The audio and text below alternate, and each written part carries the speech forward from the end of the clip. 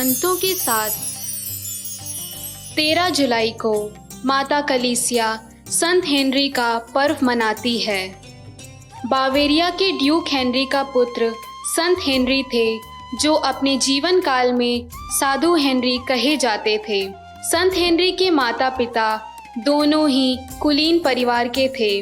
अपनी किशोरावस्था में ही हेनरी पुरोहित बनना चाहता था और इन्होंने अपनी शिक्षा रटिस्वोन के संत वोल्फगांग से प्राप्त की थी, लेकिन राजनैतिक परिस्थितियों ने इनकी जीवन यात्रा को एक मोड़ दे दी।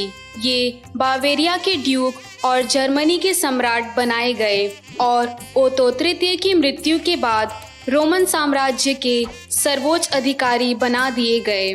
संत हेनरी का विवाह संत कुनगुंडा से हुई, लेकिन इन्हें कोई संतान प्राप्त नहीं हुई।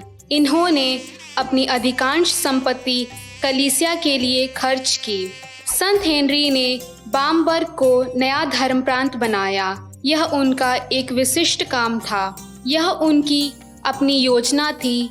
इस धर्म प्रांत को हेनरी के पश्चिमी जर्मन में क्रिस्तीय संस्कृति का केंद्र बना दिया। एक धर्मात्मा होने के कारण मठवासी जीवन के सुधार का दृढ़ पक्षधर था और अपनी कलीसिया में पूर्ववत अनुशासन लाने को दृढ़ संकल्प था। अपने शहर को कुछ स्वतंत्रता दी संत हेनरी ने। इनका परिणाम यह हुआ कि वहाँ की जनता की आर्थिक स्थिति में उन्नति हुई। हेनरी न्याय की कठोरता के साथ दया को सम्मिलित करने का सदा प्रयास करता था। यही कारण था संत हेनरी एक लोकप्रिय सम्राट था। वह संत बेनेडिक्ट के ससंघियों का संरक्षक संत माने जाते हैं।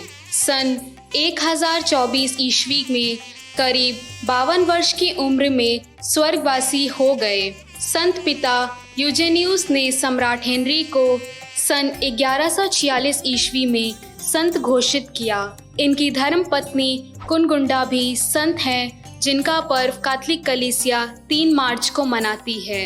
हे संत हेनरी, हमारे लिए प्रार्थना कर।